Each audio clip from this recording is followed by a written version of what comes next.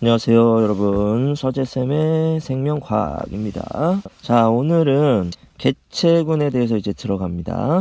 이제 남은 게 개체군, 그 다음에 군집, 그 다음에 생태계, 이런 순서대로 단계를 따라서 이제 공부를 해볼 텐데, 일단은 개체군이라고 하는 것은 자, 한 지역에 살아가는 같은 종의 무리인데, 이 개체군의 특성을 우리가 알기 위해서 여러 가지 방법을 사용하는데, 그 중에 하나의 지표가 바로 뭐냐면 개체군의 밀도라고 하는 거예요.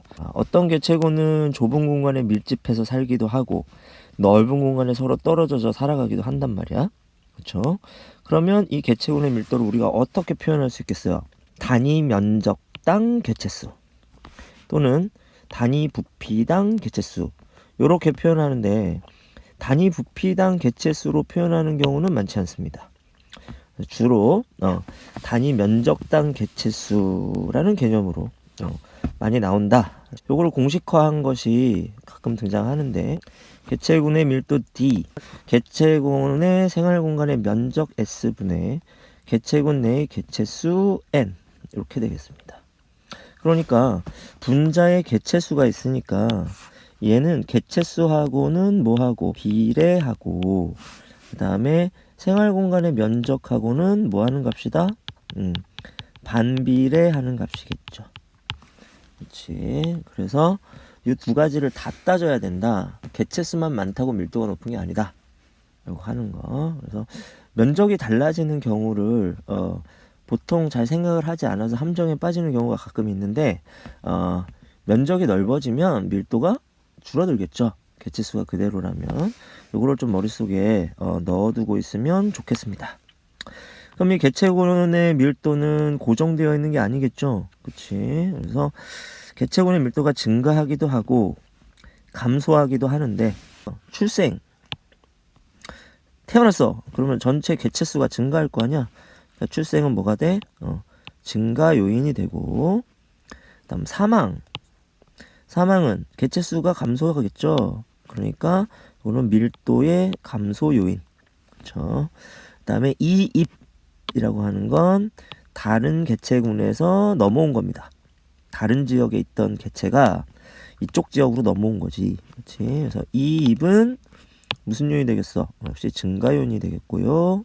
그다음에 이출은 여기 개체군에 있던 개체가 다른 개체군으로 넘어가는 겁니다.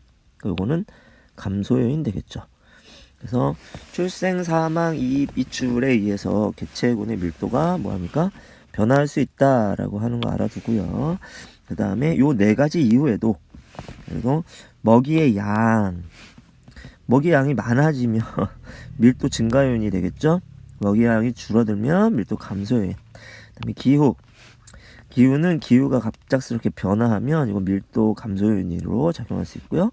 질병도 밀도 감소 요인, 천적도 밀도 감소 요인, 뭐 이렇게 되겠네요. 그렇죠? 이걸 다 합쳐서 우리 뭐라 그래? 환경 요인이라고 하는데, 이 환경 요인 역시 개체군의 밀도 변화에 영향을 준다라고 이렇게 볼 수가 있겠습니다. 그럼 이 밀도 변화를 우리가 시간에 따라서 쭉 나타내는 그래프가 있습니다. 이 그래프를 우리가 뭐라고 하냐?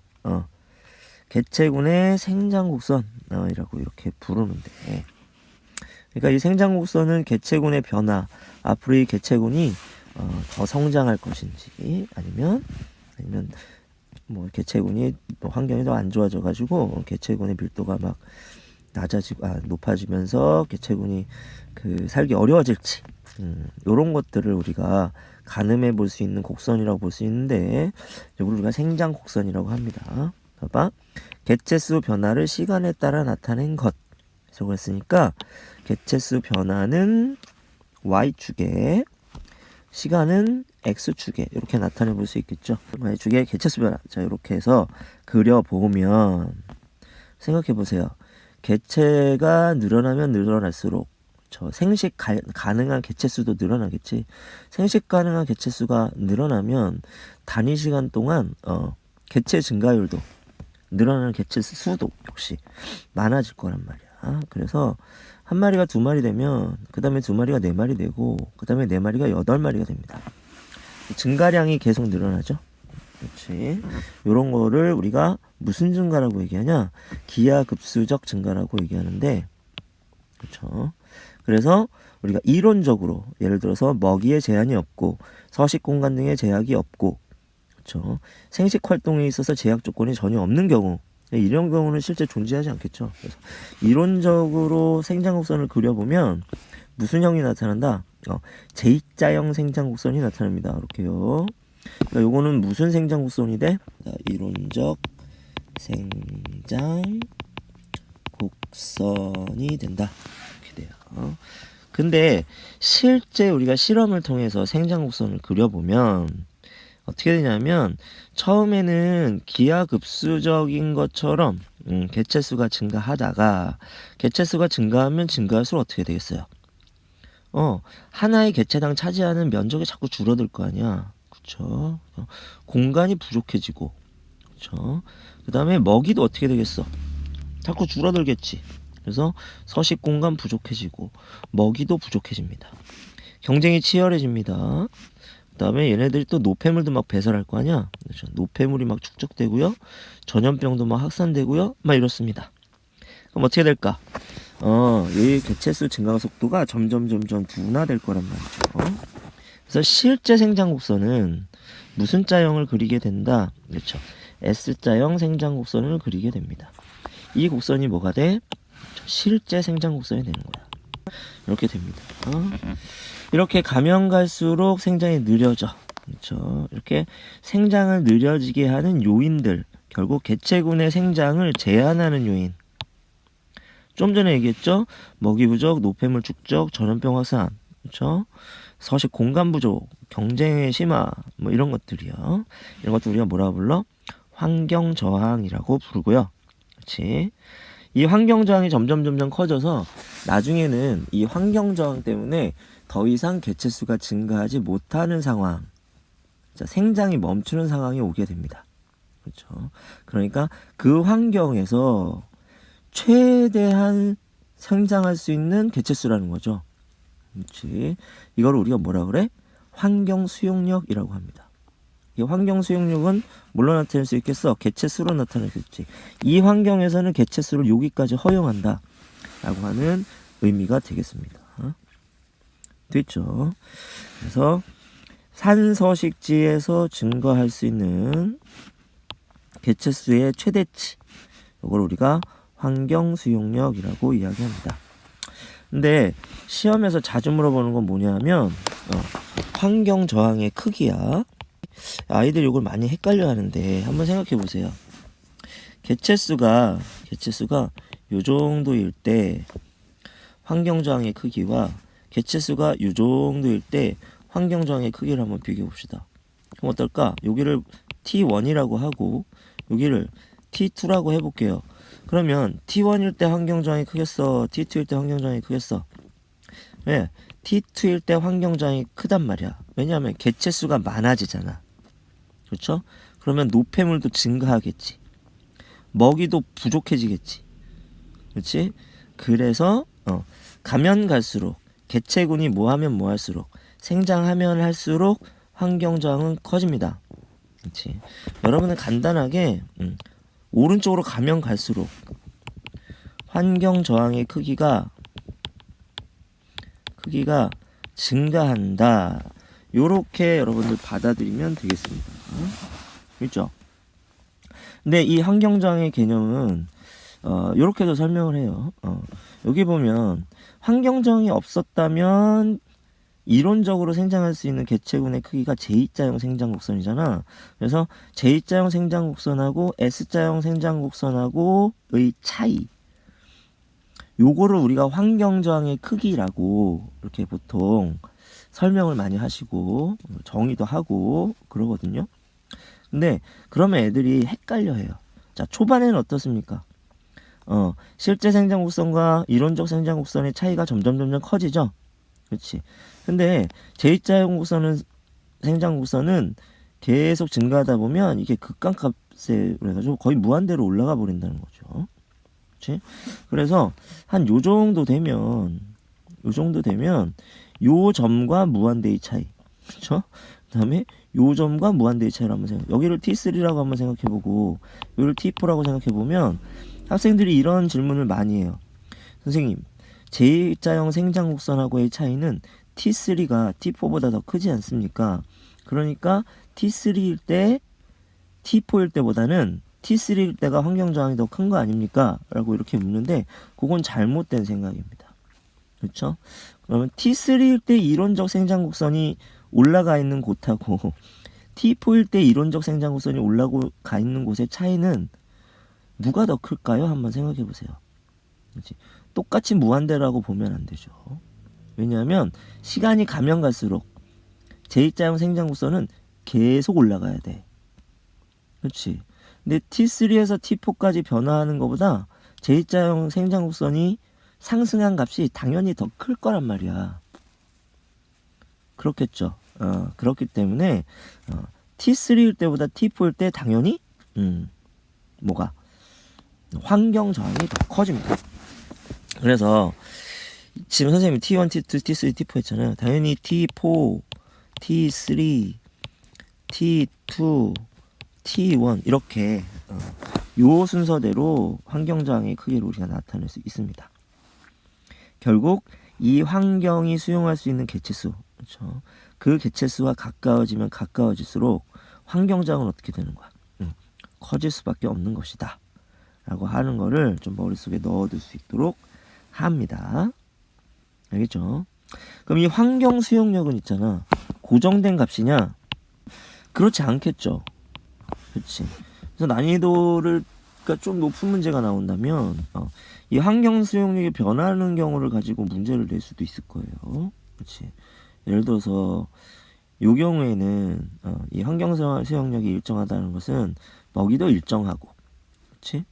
그 다음에 공간도 일정하고, 그렇지. 뭐 이런 조건들이 들어있을 텐데 만약에 얘들의 서식지 공간을 넓혀준다거나 아니면 먹이를 더 넣어준다거나 아니면 전염병을 치료해준다거나 뭐 이런 식으로 하게 되면 환경 수용력이 변할 수 있겠죠. 알겠죠? 우리 인류의 인구 증가도 마찬가지야. 옛날에는 우리 인류의 환경 수용력, 우리 지구의 환경 수용력이 몇억, 60억, 이 정도면은 포화 상태에 이르러서 우리 인류가 멸종할 것이다. 막 이런 예상도 했었어요. 그랬는데 인류가 계속 기술을 개발하고, 그렇죠? 그 다음에 옛날에는 살지 못하던 그런 서식지 있잖아. 그런 서식지에도 들어가서 살 수 있게 되고. 그렇게 되면서 이 환경 수용력이 자꾸 커진 거야. 그래서 인구 증가가 계속되고 있음에도 불구하고 인류가 아직까지는 큰 위기를 겪고 있지는 않습니다. 그렇죠. 하지만 문제가 되는 경우는 이런 경우야. 자, 요렇게 환경 수용력이 이 정도야. 그런데 우리가 일시적인 기술이나 이런 걸로 인해서 환경 저항력을 뚫어서 일시적으로 뭐 해버렸어. 개체수가 환경 수용력 이상으로 올라가 버렸어. 선생님 지금 계속 환경 저항력이라고 그랬죠. 잘못한 말입니다. 환경 수용력입니다. 이렇게 올라가 버렸어. 그럼 어떻게 될까? 환경 저항이 어떻게 되겠어? 지나치게 커지겠죠. 그래서 얘네는 어떻게 된다? 급격하게 개체수가 이렇게 감소해 버릴 수 있습니다. 그렇죠? 파괴가 되는 거죠. 그럼 얘네들이 다시 회복될 수도 있어요. 그렇지? 하지만 매우 오랜 시간이 걸려요. 오랜 시간이 걸리고 실제로는 요 환경 수용력 근처에서 왔다 갔다 요렇게 하면서 균형을 이루고 개체군의 크기가 조절되겠죠. 그렇지? 인간은 계속 환경을 변화시키고 있기 때문에 이 환경 수용력이 변하고 있다. 뭐 이런 것까지 알아두면 좋겠네요. 오케이. 자, 그럼 문제 한번 풀어보겠습니다. 그림은 개체군의 생장곡선을 나타낸 것이다. A와 B는 각각 실제 생장곡선과 이론적 생장곡선 중에 하나이다. 그래서 당연히 A가 뭐야? A가 이론적 생장곡선이고 B가 실제 생장곡선이겠죠. 그렇지? A는 이론적 생장곡선이다. 기억 지문 맞고요. 니은 B에서 환경 저항은 개체수가 K 값에 가까울수록 작아진다. 이렇게 했는데 이 K 값이 뭐였죠? 그렇지. 수용력이지. 환경 수용력. 그러니까 K 값에 가까우면 가까울수록 어떻게 되겠어? 커지겠지. 그렇지. 그래서 니은도 틀린 말이 됩니다. 다음 사망률분의 출생률입니다. 사망률은 뭐죠? 개체군의 감소 요인, 그쵸? 그다음에 출생률은 개체군의 증가 요인입니다. 그러면 사망률분의 출생률이 크다는 건 뭘까? 그렇지. 이거는 개체군의 뭐가 증가율이 커진다는 것을 의미하죠. 그래서 사망률분의 출생률은 뭐구나? 증가율이구나. 증가율은 뭐죠? 그래프의 기울기라고 할 수 있겠죠. 그렇지? 그래서 기울기를 보면 T1에서의 기울기하고 이렇게 되겠지. T2에서의 기울기 이렇게 되겠죠. 어디가 기울기가 더 큽니까? T1에서 기울기가 더 크니까 T1에서가 T2에서보다 크다. 이거 맞는 말 되겠네요. 이렇게. 그래서 정답은 몇 번이다? 기억 디귿 되겠습니다. 이렇게 한번 문제 풀어봤습니다. 전형적인 문제예요. 그래서 사망률분의 출생률 요거 굉장히 자주 물어보고요. 그 다음에 환경저항 꼭 물어보고요. 그 다음에 이론적이냐 아니면 실제냐 요거 꼭 물어보는 겁니다. 물론 요 문제 자체는 난이도가 높지 않지만 요보다 조금 더 난이도가 높은 문제가 나올 수도 있겠다 라는 것까지 알아두면 되겠습니다. 요번 강의는 여기까지. 자, 다음 강의에 이제 생존 곡선에 대해서 우리 한번 알아보도록 하겠습니다. 안녕.